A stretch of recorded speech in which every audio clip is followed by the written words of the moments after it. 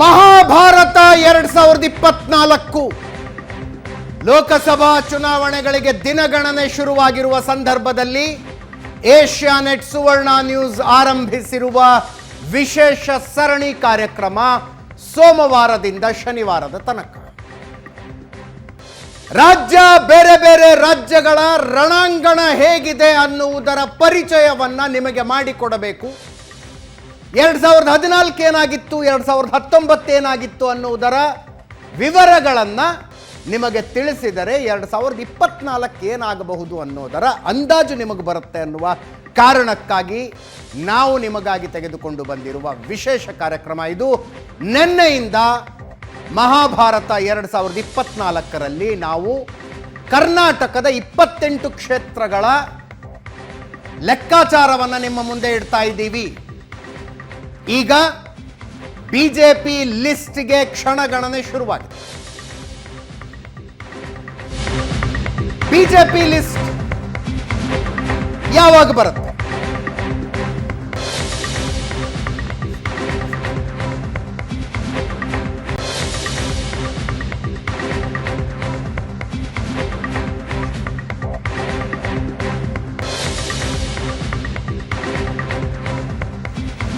ಯಾವುದೇ ಕ್ಷಣದಲ್ಲಿ BJP list ಅಂತ ಹೇಳ್ತಾ ಇದ್ದೀವಿ, ಆದರೆ ಇವತ್ತು ಬರೋದು ಡೌಟ್ ಇದೆ.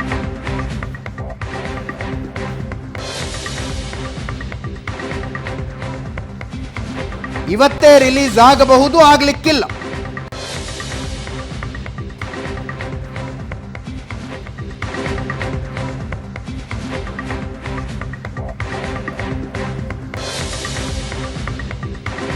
ಬಿಜೆಪಿ 16 ರಾಜ್ಯಗಳ 195 ಕ್ಷೇತ್ರಗಳಿಗೆ ಅಭ್ಯರ್ಥಿ ಘೋಷಿಸಿದೆ. ಕರ್ನಾಟಕದ ಒಂದು ಕ್ಷೇತ್ರಕ್ಕೂ ಘೋಷಣೆ ಮಾಡಿಲ್ಲ ಇನ್ನು.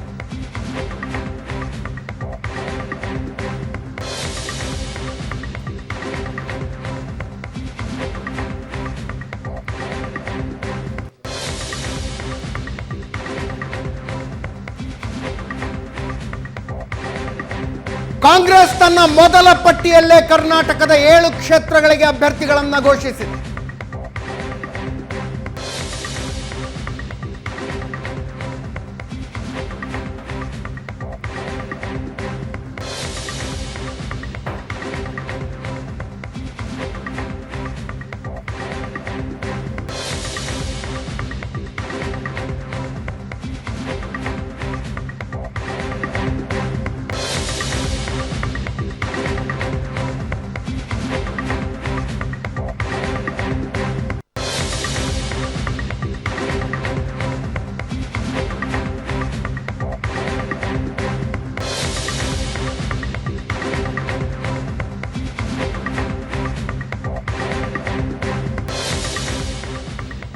ಬಿಜೆಪಿ ಅವರು 28ಕ್ಕೆ 28 ಕ್ಷೇತ್ರ ಗೆಲ್ತೀವಿ ಅಂತಿದ್ದಾರೆ. ಕಾಂಗ್ರೆಸ್ನವರದ್ದು ಟಾರ್ಗೆಟ್ 20. ಸದ್ಯದ ಮಟ್ಟಿಗೆ 2 ಅನ್ರಿಯಲಿಸ್ಟಿಕ್.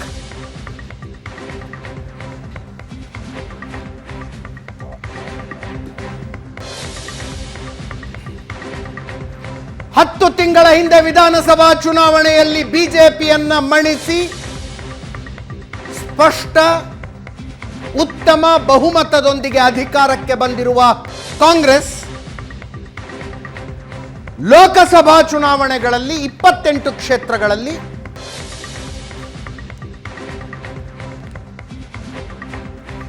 ಬಿಜೆಪಿಯನ್ನ ಸಮರ್ಥವಾಗಿ ಎದುರಿಸುತ್ತಾ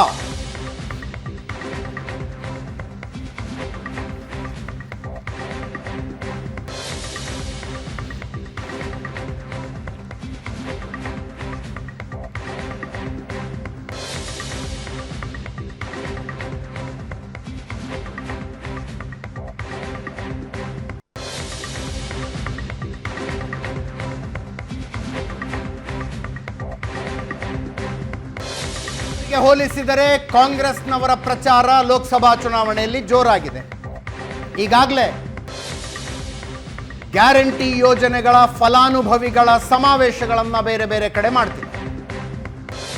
ಇವತ್ತು ಕೂಡ ಒಂದು ಸಮಾವೇಶ ನಡೀತಾ ಇದೆ. ಬಿಜೆಪಿ ಅವರು ನರೇಂದ್ರ ಮೋದಿ ಸಾಧನೆಯನ್ನಿಟ್ಕೊಂಡು ಕೇಂದ್ರ ಸರ್ಕಾರದ ಸಾಧನೆಯನ್ನ ಮುಂದಿಟ್ಕೊಂಡು ಮತ ಕೇಳ್ತಾ ಇದ್ರೆ ಕಾಂಗ್ರೆಸ್ನವರು ರಾಜ್ಯ ಸರ್ಕಾರದ ಸಾಧನೆ, 5 ಗ್ಯಾರಂಟಿ ಯೋಜನೆಗಳ ಫಲಾನುಭವಿಗಳು ಈ ವಿಷಯವನ್ನಿಟ್ಕೊಂಡು ಮತ ಕೇಳ್ತಾ ಇದ್ದಾರೆ.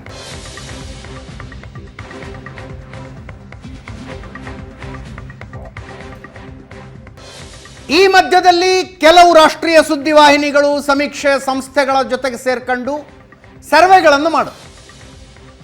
ಒಂದು ಸರ್ವೆನಲ್ಲಿ ರಾಜ್ಯ ಸರ್ಕಾರದ ಬಗ್ಗೆ ರಾಜ್ಯದ ಜನರ ಅಭಿಪ್ರಾಯವನ್ನು ಕೇಳಲಾಗಿತ್ತು. ಸರ್ವೆ ನಂಬರ್ಗಳನ್ನು ಯಥಾವತ್ತಾಗಿ ನಿಮಗೆ ತೋರಿಸ್ತೀವಿ, ಆ ನಂತರ ಚರ್ಚೆಯನ್ನು ಅದೇ ವಿಷಯದ ಮೇಲೆ ಮುಂದುವರಿಸ್ತೀವಿ. ಮುಖ್ಯಮಂತ್ರಿಯಾಗಿ ಸಿದ್ದರಾಮಯ್ಯನವರ ಕಾರ್ಯನಿರ್ವಹಣೆ ಹೇಗಿದೆ ಅನ್ನುವ ಪ್ರಶ್ನೆಯನ್ನ ಟೈಮ್ಸ್ ನೌ ಸರ್ವೆಯಲ್ಲಿ ಕೇಳಲಾಗಿತ್ತು. ಟೈಮ್ಸ್ ನೌ ಮಹಾ ಸಮೀಕ್ಷೆಯಲ್ಲಿ ಮುಖ್ಯಮಂತ್ರಿಯಾಗಿ ಸಿದ್ದರಾಮಯ್ಯ ಕಾರ್ಯನಿರ್ವಹಣೆ ಹೇಗಿದೆ, ಅತ್ಯುತ್ತಮ ಅಂತ 18% ಜನ ಹೇಳಿದ್ರು, ಸಮಾಧಾನಕರ ಅಂತ 27% ಹೇಳಿದ್ರು, ಕೆಟ್ಟ ಆಡಳಿತ ಅಂತ 34% ಜನ ಹೇಳಿದ್ದಾರೆ. ಹೇಳೋದಕ್ಕಾಗೋದಿಲ್ಲ, ಪಾಸಿಟಿವಾ ನೆಗೆಟಿವಾ ಒಳ್ಳೆಯದ ಕೆಟ್ಟದ್ದ ಹೇಳೋದಕ್ಕಾಗೋದಿಲ್ಲ ಅಂತ 21% ಜನ ಹೇಳಿದ್ದಾರೆ. ಇದು ಟೈಮ್ಸ್ ನೌ ಮಹಾ ಸಮೀಕ್ಷೆಯಲ್ಲಿ ಕರ್ನಾಟಕಕ್ಕೆ ರೆಲೆವೆಂಟ್ ಆಗಿ ಕೇಳಿದ್ದಂಥ ಪ್ರಶ್ನೆ. ಬಿಜೆಪಿ ಜೆಡಿಎಸ್ ಮೈತ್ರಿ ಈ ಚುನಾವಣೆಯ ಮೇಲೆ ಪರಿಣಾಮ ಬೀರುತ್ತಾ ಅನ್ನುವ ಪ್ರಶ್ನೆಯನ್ನ ಕೇಳಲಾಗಿತ್ತು. ಹೆಚ್ಚು ಪರಿಣಾಮ ಬೀರುತ್ತೆ ಅಂತ 41% ಜನ ಹೇಳಿದ್ರು, ಸ್ವಲ್ಪ ಮಟ್ಟಿಗೆ ಪರಿಣಾಮ ಬೀರುತ್ತೆ ಅಂತ 36% ಜನ ಹೇಳಿದ್ರು, ಪರಿಣಾಮ ಬೀರೋದಿಲ್ಲ ಅಂತ ಹೇಳಿದವರು 12% ಜನ, ಪರಿಣಾಮ ಬೀಳಬಹುದು ಬೀರ್ಲಿಕ್ಕಿಲ್ಲ ಹೇಳೋದಕ್ಕಾಗೋದಿಲ್ಲ ಅಂತ 11% ಜನ ಹೇಳಿದ್ದಾರೆ. ಟೈಮ್ಸ್ ನೌ ಮಹಾ ಸಮೀಕ್ಷೆಯಲ್ಲಿ ಕರ್ನಾಟಕಕ್ಕೆ ಸಂಬಂಧಿಸಿದಂತೆ ಕೇಳಲಾದ ಪ್ರಶ್ನೆಗಳಿಗೆ ಬಂದಿರುವಂಥ ಉತ್ತರಗಳಿವೆ. ಇವತ್ತು ಹಲವು ಜನ ಗಣ್ಯರು ನಮ್ಮ ಜೊತೆಗಿದ್ದಾರೆ. ನನ್ನ ಕೊಲೀಗ್ ಪ್ರಶಾಂತ್ ನಾಥ್ ಇದ್ದಾರೆ, ಕಾರ್ಯಕ್ರಮಕ್ಕೆ ಸ್ವಾಗತ. ಪ್ರಶಾಂತ್, ರಾಜಕೀಯ ವಿಶ್ಲೇಷಕರಾದ ಶಂಕರ್ ಶೆಟ್ಟಿ ಅವರಿದ್ದಾರೆ, ಕಾರ್ಯಕ್ರಮಕ್ಕೆ ತಮಗೂ ಕೂಡ ಸ್ವಾಗತ. ಅನಿಲ್ ತಡ್ಕಲ್ ಕಾಂಗ್ರೆಸ್ನಿಂದ ಇದ್ದಾರೆ, ದೇವರಾಜ್ ಅವರು JDSನಿಂದ ಇದ್ದಾರೆ, ಇಬ್ಬರು ಕೂಡ ಕಾರ್ಯಕ್ರಮಕ್ಕೆ ಸ್ವಾಗತ. ಕೆಲವೇ ಕ್ಷಣಗಳಲ್ಲಿ MG ಮಹೇಶ್ ಬಿಜೆಪಿ ವಕ್ತಾರರು ನಮ್ಮನ್ನು ಜಾಯ್ನ್ ಆಗ್ತಾರೆ. ಮಂಗಳೂರಿನಿಂದ ಹರೀಶ್ ರೈ ಹಿರಿಯ ಪತ್ರಕರ್ತರು ನಮ್ಮ ಜೊತೆಗಿದ್ದಾರೆ. ಹರೀಶ್ ರೈ ಅವರೇ ನಮಸ್ಕಾರ.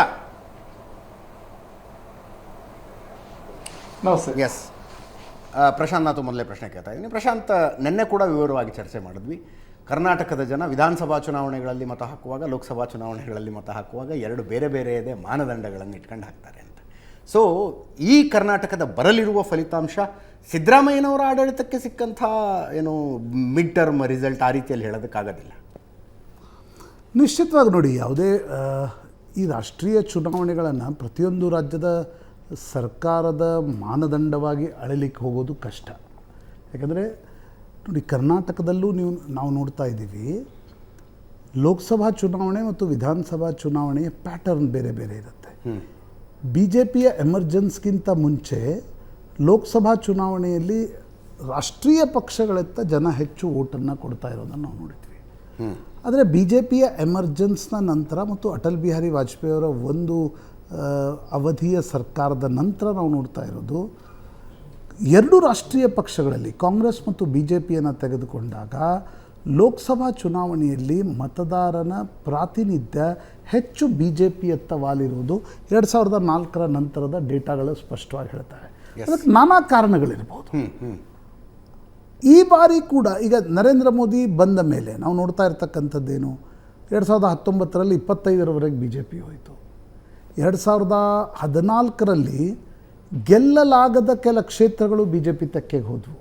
ಫಾರ್ ಎಕ್ಸಾಂಪಲ್ ಮೈಸೂರು, ಹಿಂದೊಂದು ಸಲ ವಿಜಯಶಂಕರ್ ಗೆದ್ದಿದ್ದು ಅನ್ನೋದು ಬಿಟ್ಟರೆ ಪ್ರತಾಪ್ ಸಿಂಹ ಅದನ್ನು ಕನ್ವಿನ್ಸಿಂಗ್ಲಿ ತೆಕ್ಕೆಗೆ ತೆಗೆದುಕೊಂಡ್ರು. 19ರಲ್ಲಿ ನಾವು ನೋಡಿದ್ವಿ, ಕಾಂಗ್ರೆಸ್ JDSನ ಮೈತ್ರಿಯ ಕಾರಣದಿಂದ BJP ಹಳೆ ಮೈಸೂರು ಭಾಗದಲ್ಲಿ ಕೋಲಾರ ಎಂದೂ ಗೆಲ್ಲದ ಕ್ಷೇತ್ರ, ಚಿಕ್ಕಬಳ್ಳಾಪುರ BJP ಅದನ್ನು ಗೆದ್ದುಕೊಂತು. ತುಮಕೂರಿನಲ್ಲಿ ದೇವೇಗೌಡರ ವಿರುದ್ಧ GS ಬಸವರಾಜ್ ನಿಂತಿದ್ದು ಅದೊಂದು ಮಹತ್ವಪೂರ್ಣವಾಗಿರ್ತಕ್ಕಂಥ ಬೆಳವಣಿಗೆಯ ರೂಪದಲ್ಲಿ ನೋಡಬೇಕಾಗತ್ತೆ. ಚಾಮರಾಜನಗರ ಕಾಂಗ್ರೆಸ್ನ ಗಟ್ಟಿ ಕ್ಷೇತ್ರ, BJP ಅನ್ನೋದನ್ನು ಗೆದ್ದುಕೊಳ್ತು. ಈ ಬಾರಿ ವಿಧಾನಸಭಾ ಚುನಾವಣೆಯಲ್ಲಿ ನಾವು ನೋಡಿದ್ದೇವೆ, ಜನ ಕಾಂಗ್ರೆಸ್ನತ್ತ ಹೆಚ್ಚು ವಾಲಿ 135-136 ಸ್ಥಾನಗಳನ್ನು ಗೆದ್ದುಕೊಟ್ಟಿದ್ದಾರೆ. ಇತ್ತೀಚಿನ ವರ್ಷಗಳಲ್ಲಿ ಅಷ್ಟೊಂದು ಸೀಟ್ಗಳನ್ನು ಕೊಟ್ಟಿರಲಿಲ್ಲ, ಕಾಂಗ್ರೆಸ್ಸಿಗೆ ಕೊಟ್ಟಿದ್ದಾರೆ. ಲೋಕಸಭಾ ಚುನಾವಣೆಯಲ್ಲಿ ಇರ್ತಕ್ಕಂಥ 2-3 ಪ್ರಶ್ನೆಗಳು, ಒಂದು ಮೋದಿ ಜಾದು ವಿಧಾನಸಭಾ ಚುನಾವಣೆಯಲ್ಲಿ ನಡೆದಿರಲಿಲ್ಲ, ಲೋಕಸಭೆಯಲ್ಲಿ ನಡೆಯುತ್ತಾ? 2 ಲೋಕಸಭೆಯಲ್ಲಿ ನಡೆದಿತ್ತು, ಈ ಬಾರಿಯ ವಿಧಾನಸಭೆಯಲ್ಲಿ ನಡೆದಿರಲಿಲ್ಲ, ಅದು ನಡೆಯುತ್ತಾ? ಕಾಂಗ್ರೆಸ್ ಸರ್ಕಾರ ಬಂದಾಗ ಏನು ವಿಧಾನಸಭಾ ಚುನಾವಣೆಯಲ್ಲಿ ವೋಟ್ ತೆಗೆದುಕೊಂತು, ಆ ಪ್ರತಿಶತ ವೋಟ್ ಶೇಕಡ ಮತ್ತು ಜನಪ್ರಿಯತೆಯನ್ನು ಉಳಿಸ್ಕೊಳ್ಳುತ್ತೆ. ನಾನು ಸೋತರೆ ತಕ್ಷಣಕ್ಕೆ ಸರ್ಕಾರಕ್ಕೆ ಜನಪ್ರಿಯತೆ ಇಲ್ಲ, ಆ ರೀತಿ ಹೇಳ್ತಾ ಇಲ್ಲ. 1 ವರ್ಷದ ಹಿಂದೆ ಪಡೆದಿರ್ತಕ್ಕಂಥ ವೋಟ್ ಬೇಸ್ ಇಂಟ್ಯಾಕ್ಟ್ ಇದೆಯೋ ಇಲ್ವೋ? 3ನೇ ಪ್ರಶ್ನೆ, ಗ್ಯಾರಂಟಿಗಳನ್ನು ಏನು ಕಾಂಗ್ರೆಸ್ ತಂದಿದೆ, ಗ್ಯಾರಂಟಿಗಳು ಬರುವಾಗ ನಿರೀಕ್ಷೆಯಲ್ಲಿ ಏನು ಮತದಾರ ವೋಟ್ ಕೊಟ್ಟಿದ್ದ, ಬಂದ ಮೇಲೆ ಅದಕ್ಕೆ ವೋಟ್ ಕೊಡ್ತಾನೋ ಇಲ್ವೋ? ಆ ಟೆಸ್ಟ್ ಕೂಡ ನಡೆಯುತ್ತೆ. 4ನೇದು, ಈಗ ಯಡಿಯೂರಪ್ಪನವರ ಪುತ್ರ ವಿಜಯೇಂದ್ರನನ್ನು ಮೊದಲ ಅವಧಿಯ ಶಾಸಕರನ್ನೇ ತಂದು BJP ರಾಜ್ಯಾಧ್ಯಕ್ಷರನ್ನಾಗಿ ಮಾಡಿದೆ. ಯಡಿಯೂರಪ್ಪನವ್ರಿಗೇನು ಲಿಂಗಾಯತ ಮತಗಳನ್ನು ಕ್ರೋಢೀಕರಣಗೊಳಿಸುವ ಶಕ್ತಿ 2008, 9, 14, 18, 19ರ ಚುನಾವಣೆಗಳಲ್ಲಿತ್ತು, ಅದು ವಿಜಯೇಂದ್ರರಿಗೆ ಟ್ರಾನ್ಸ್ಫರ್ ಆಗುತ್ತಾ? ದೇವೇಗೌಡರು ಆಲ್ ಆಫ್ ಸಡನ್ BJP ಜೊತೆ ಯೂಟರ್ನ್ ಮಾಡಿ ಹೊಂದಾಣಿಕೆ ಮಾಡ್ಕೊಂಡಿದ್ದಾರೆ. ಆದರೂ ಕೂಡ ಅವರ vote base, Vokkaliga vote base ಏನಿದೆ ಅದು BJPಗೆ ಶಿಫ್ಟ್ ಆಗುತ್ತಾ? ನಾನಾ ಪ್ರಶ್ನೆಗಳು ನಿಶ್ಚಿತವಾಗಿವೆ. ಈಗ ಸಿದ್ದರಾಮಯ್ಯ ಬಿಡಿ, ಅವರ ಕಾರಣದಿಂದ ಕುರುಬ ಮತಗಳು ನಾವು ಪ್ರತಿ ಚುನಾವಣೆಯಲ್ಲಿ ನೋಡಿದ್ದೀವಿ. 2004, 8, 13, 18, 23 ಎಲ್ಲ ಚುನಾವಣೆಗಳಲ್ಲಿ ಕುರುಬರ ಮತ್ತು ಅಹಿಂದ ಮತಗಳು ಸಿದ್ದರಾಮಯ್ಯನವರ ಜೊತೆಗೆ ಹೋಗಿವೆ. ಈ ಚುನಾವಣೆಯಲ್ಲಿ ನೋಡಬೇಕಾಗಿರೋದು DK ಶಿವಕುಮಾರ್ ಏನು 23ರ ಚುನಾವಣೆಯಲ್ಲಿ ಒಬ್ಬ ಒಕ್ಕಲಿಗ ನಾಯಕರಾಗಿ ಹೊರಹೊಮ್ಮಿದ್ರು, ಆ ಸೈಕಲನ್ನು ಇನ್ನಷ್ಟು ವರ್ಟಿಕಲಿ ಮೇಲೆ ತೆಗೆದುಕೊಂಡು ಹೋಗ್ತಾರೆ. ಈ ಪ್ರಶ್ನೆ, ನಾನು ಒಬ್ಬ ಪತ್ರಕರ್ತನಾಗಿ ಅಜಿತ್, ಈ ಪ್ರಶ್ನೆಗಳಿಗೆ ಉತ್ತರವನ್ನು ಹುಡುಕ್ತಿದ್ದೀನಿ ಅಂತ ಅನಿಸುತ್ತೆ. ಶಂಕರ್ ಶೆಟ್ಟಿ, ವಿಧಾನಸಭಾ ಚುನಾವಣೆಯಲ್ಲಿ ಇಶ್ಯೂಗಳಿದ್ದು 40% ಸರ್ಕಾರ ಅಂತ ಅವರೊಂದು ಕ್ಯಾಂಪೇನ್ ಮಾಡಿದರು, PCM ಕ್ಯಾಂಪೇನ್ ಮಾಡಿದರು, ಭ್ರಷ್ಟಾಚಾರ ಆಗಿದೆ ಅಂತ. ಈ ರೀತಿಯಾದಂಥ ಇಶ್ಯೂಗಳ ಮೇಲೆ ಮತದಾನ ನಡೆದಿತ್ತು. 135 ಕ್ಷೇತ್ರಗಳಿಗೆ ಗೆದ್ದಿದ್ದಾರೆ. ಲೋಕಸಭಾ ಚುನಾವಣೆ ಅಂತ ಬಂದರೆ 3ನೇ ಅತಿ ದೊಡ್ಡ ಆರ್ಥಿಕತೆ ಆಗುತ್ತೆ, ರಾಮ ಮಂದಿರ ಕಟ್ಟಿದ್ದಾರೆ, ಆಂತರಿಕ ಭದ್ರತೆ, ವಿಷಯಗಳೇ ಬದಲಲ್ವಾ? ಆದ್ದರಿಂದ ಒಂದರ ಇಂಪ್ಯಾಕ್ಟ್ ಇನ್ನೊಂದರ ಮೇಲೆ ಇರುತ್ತೆ ಅಂತ ಅನ್ಸುತ್ತಾ? ಕರೆಕ್ಟ್. ಪರ್ಟಿಕ್ಯುಲರ್ ನಮ್ಮ ಸ್ಟೇಟಲ್ಲಿ ಹೌದು, ಯಾವಾಗಲೂ ಡಿಫರೆಂಟೇ. ಪಾರ್ಲಿಮೆಂಟಿಗೆ ಜನ ಓಟುವಾಗ ಬೇರೆಯೇ ಇದು ನೋಡ್ತಾರೆ, ಸ್ಟೇಟ್ ಅಸೆಂಬ್ಲಿ ಎಲೆಕ್ಷನ್ ಮಾಡುವ. ಬಟ್ ಹೆಚ್ಚಿನ ರಾಜ್ಯಗಳೇ ಆ ರೀತಿಯಲ್ಲಿ ಆಲ್ಮೋಸ್ಟ್ ಹೆಚ್ಚು ಇದು ಮಾಡ್ತಾರೆ. ನಮ್ಮಲ್ಲಂತೂ 2004ಇಂದ ನಿಮಗೆ ಫಾರ್ ಬೆಸ್ಟ್ ಎಕ್ಸಾಂಪಲ್ ಅಂದರೆ ಕೃಷ್ಣ ಅವರಿಗೆ ಇದಕ್ಕೆ ನಿಮಗೆ ಇದಾಗ್ತದೆ. ಪ್ರತಿ 2004 ಬೇರೆ ಪಾರ್ಟಿಗಳು ಮೆಜಾರಿಟಿ ಬಂದರೂ ಕೂಡ, ಯಾವುದೇ ಅತಂತ್ರ ಬಂದರೂ ಕೂಡ ನಂಬರ್ 1 ಪಾರ್ಟಿಯಾಗಿ ಎಮರ್ಜ್ ಆಗೋದು BJP ಲಾಸ್ಟ್ 4-5 ಎಲೆಕ್ಷನ್ಲಿ. ಅದು ಇವರು ವಾಜಪೇಯಿ ಅದ್ವಾನಿ ನೇತೃತ್ವ ಇರಲಿ ಅಥವಾ ಮೋದಿಯವರ ನೇತೃತ್ವ ಇರಲಿ, ಇದನ್ನು ಕಂಡಿದ್ದೆವು. ಸೊ ಹಾಗಾಗಿ ಅದೇ ದರಲ್ಲಿ ಈಗ ನಮ್ಮ JDS BJP ಅವರು 28 ಅಂದರೆ ಅವರು ಈ ಸಲ ಈ ಹಳೆ ಮೈಸೂರು ಭಾಗದಲ್ಲಿ ಅವರ ಡೌಟ್ಫುಲ್ ಕ್ಷೇತ್ರಗಳಿತ್ತು. ಯಾವುದು ಹಾಸನ, ಮಂಡ್ಯ, ಬ್ಯಾಂಗ್ಳೂರು, ಕೋಲಾರ, ಚಿಕ್ಕಬಳ್ಳಾಪುರ. ಸೊ ಈಗ ಮೈತ್ರಿ ಆದಿಂದ ವೋಟ್ ಶಿಫ್ಟ್ ಆಗ್ತದೆ ಅಂತ ಅವ್ರದ್ದೊಂದು ಇದು ಲೆಕ್ಕ. ಬಟ್ ನಿಮ್ಮ ಅಲ್ಲಿ ಫಿಗರ್ಸ್ ತೋರಿಸ್ತಾ ಉಂಟು, ಶಿಫ್ಟ್ ಆಗೋ ರೀತಿ ಕಾಣ್ತಾ ಉಂಟು. ನಿಮ್ಮ ಸರ್ವೆ ಪ್ರಕಾರ ತೋರಿಸೋ ಪ್ರಕಾರ ಆಲ್ಮೋಸ್ಟ್ 41% ಜನ ಗ್ಯಾರಂಟಿ ಆಗ್ತದೆ. ನೀವು ತೋರಿಸಿದ ಸರ್ವೆ, ಟೈಮ್ಸ್ ನೀವು ತೋರಿಸಿದ ಟೈಮ್ಸ್ ಸರ್ವೆ, ಅಲ್ಲಿ 41% ಗ್ಯಾರಂಟಿ ಆಗ್ತದೆ. 36% ಜನ ಹೇಳ್ತಾರೆ ಆಲ್ಮೋಸ್ಟ್ ಆಗ್ಬೋದು ಹೇಳ್ತಾರೆ. ಅಂದು 77. ಇದು ಬಾರಿ ಸ್ವಲ್ಪ ಆಶ್ಚರ್ಯಕರ. ಇದು ಎಲ್ಲ ಆದರೂ ಕರೆಕ್ಟ್ ಆದರೆ ಸೌತ್ ಈ ಹಳೆ ಮೈಸೂರು ಭಾಗದಲ್ಲಿ ಯಾರಿಗೆ ಕಾಂಗ್ರೆಸ್ನವ್ರು ಕಟ್ಟಪ್. ಆ್ಯಕ್ಚುಲಿ ಇದು ಕಾಂಗ್ರೆಸ್ನವರು ಸ್ಟ್ರಾಂಗ್ಗಳು. ಮೊನ್ನೆ MLA ಎಲೆಕ್ಷನಲ್ಲಿ ಹೈಯೆಸ್ಟ್ ಸೀಟ್ ಕಾಂಗ್ರೆಸ್ನವರು ಈ ಹಳೆ ಮೈಸೂರಲ್ಲಿ ತೆಗೆದಿದ್ದಾರೆ. ಅಂದರೆ ಅಹಿಂದ ಮತಗಳು ಕ್ರೋಢೀಕರಣ ಆಗಿದೆ ಈ ರೀತಿಯಲ್ಲಿ. ಮತ್ತು ಸ್ವಲ್ಪ ಒಕ್ಕಲಿಗ ಮತನು ಶಿಫ್ಟ್ ಆಗಿದೆ ಬಿಕಾಸ್ ಆಫ್ DK ಶಿವಕುಮಾರ್. ಮತ್ತು ಸಿದ್ದರಾಮಯ್ಯನವರು ಹಳೆ ಮೈಸೂರು ಭಾಗಕ್ಕೆ ಸೇರಿದವರು, ಅವರು ಒಂದು ಬಲ್ಕ್ ಆಫ್ ಓಟ್ಸನ್ನು ತಗೊಂಡು ಬಂದಿದ್ದಾರೆ ಆಗ್ತದೆ. ಬಟ್ ಇದು ಪಾರ್ಲಿಮೆಂಟ್ ಎಲೆಕ್ಷನ್ ನನ್ನ ಅಂದಾಜು ಇವಾಗಲೂ ಕಾಣಿಸ್ತದೆ, ಕರ್ನಾಟಕ ಎಲ್ಲಿ ಫೈಟ್ ಇಲ್ಲದು, ಕರ್ನಾಟಕದಲ್ಲಿ ಅಂತೂ ಇವನ್ ಪಾರ್ಲಿಮೆಂಟ್ ಎಲೆಕ್ಷನ್ ಈ ಸಲ ಅಂತೂ ಫೈಟ್ ಬೀಳುತ್ತೆ. ಯಾಕೊಂದು ಬಲಿಷ್ಠವಾದ ನಾಯಕ ಇದ್ದಾನೆ ಕಾಂಗ್ರೆಸ್ಸಲ್ಲಿ, ಸಿದ್ದರಾಮಯ್ಯ ಒಂದು AHINDA leader. As on date ನನ್ನ ಲೆಕ್ಕದಲ್ಲಿ ಕರ್ನಾಟಕದಲ್ಲಿ is the number 1 mass leader. Nobody can beat him match.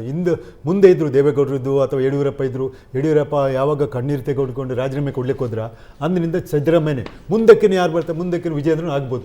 But at present ಇರೋದು ಈ ಒಬ್ಬರೇ ಲಾಯಕ್.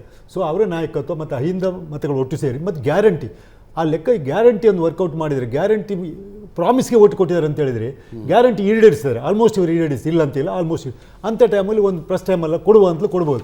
ಹೇಗೂ ಮೋದಿಯವರು ಡೆಲ್ಲಿಯಲ್ಲಿ ನಾವು ಓಟ್ ಕೊಡಲಿಲ್ಲ, ಅದು ಬೇರೆ ಸ್ಟೇಟಿಂದ ಮೋದಿಯವರಿಗೆ ಮೆಜಾರಿಟಿ ಬರ್ತಾರೆ ಅಂತ ತಿಳ್ಕೊಂಡು ಒಂದು ಕರ್ನಾಟಕದಲ್ಲಿ ಒಂದು ಚಾನ್ಸಸ್ ಸ್ಟಿಲ್ ಕರ್ನಾಟಕ ಇದು ಉಂಟು.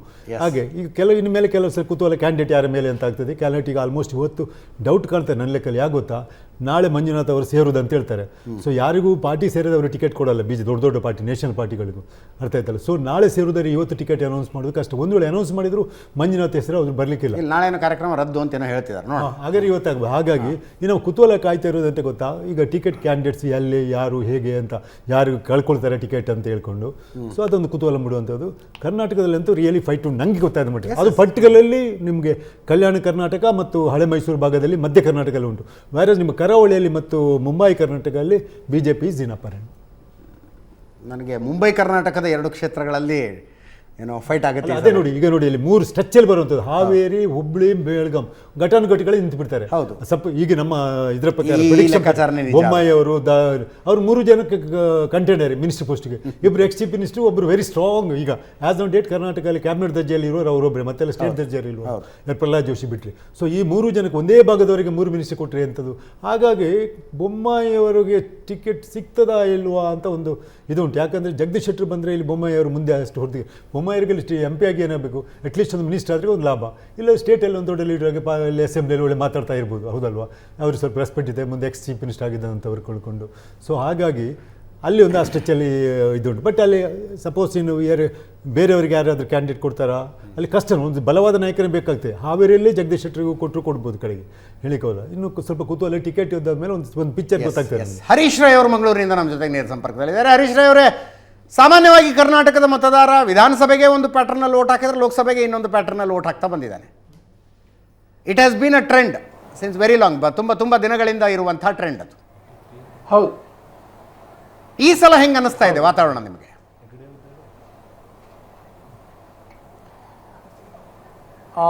ವಿಧಾನಸಭಾ ಕ್ಷೇತ್ರದ ಚುನಾವಣೆಯ ಒಂದು ಚಿತ್ರಣಕ್ಕೂ ಲೋಕಸಭಾ ಕ್ಷೇತ್ರದ ಚುನಾವಣೆ ಚಿತ್ರಣಕ್ಕೂ ಬಹಳಷ್ಟು ವ್ಯತ್ಯಾಸ ಇರ್ತದೆ.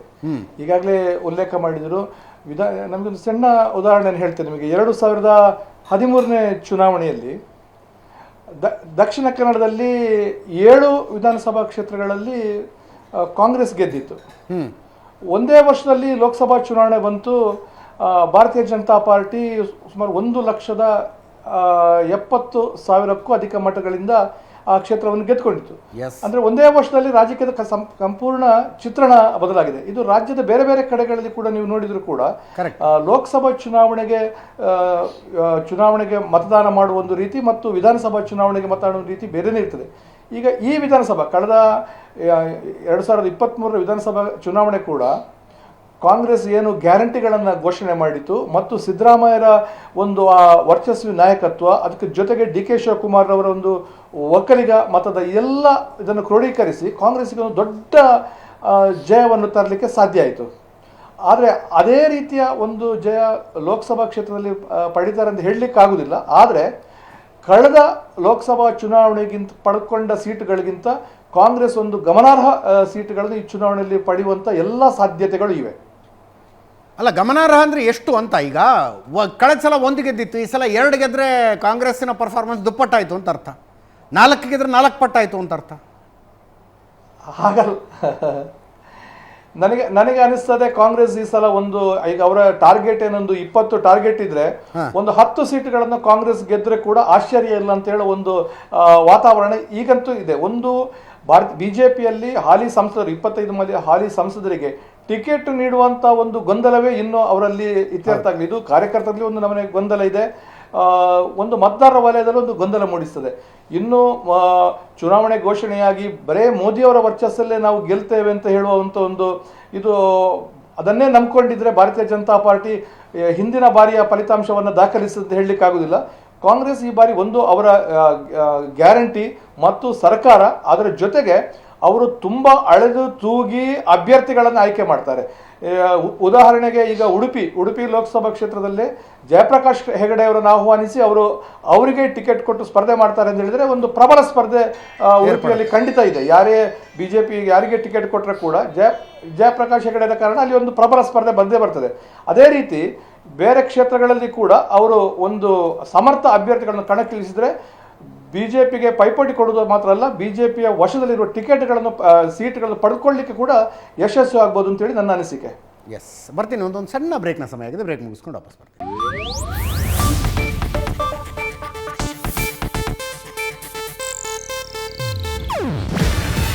ಇದು ಏಷ್ಯಾನೆಟ್ ನ್ಯೂಸ್ ನೆಟ್ವರ್ಕ್ ಪ್ರಸ್ತುತಿ.